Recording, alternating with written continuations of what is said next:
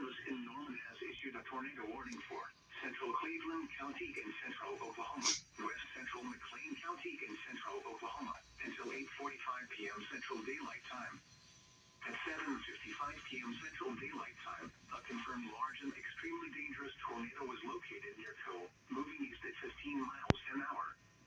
This is a particularly dangerous situation. Take cover now. Expected hazards included a damaging tornado. A tornado has been confirmed by train spotters.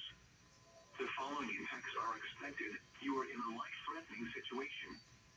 Flying debris may be deadly to those caught without shelter. Mobile homes will be destroyed. Considerable damage to homes, businesses, and vehicles is likely, and complete destruction is possible. Locations impacted include Southern Norman, Noble, Slaughterville, and Goldsby. This includes Interstate 35 between mile markers 100 and 108. To repeat, an extremely dangerous and potentially deadly tornado is on the ground. To protect your life, take cover now. Move to a storm shelter, safe room, or an interior room on the lowest floor of a sturdy building. Avoid windows. If you are outdoors, in a mobile home, or in a vehicle, move to the closest substantial shelter.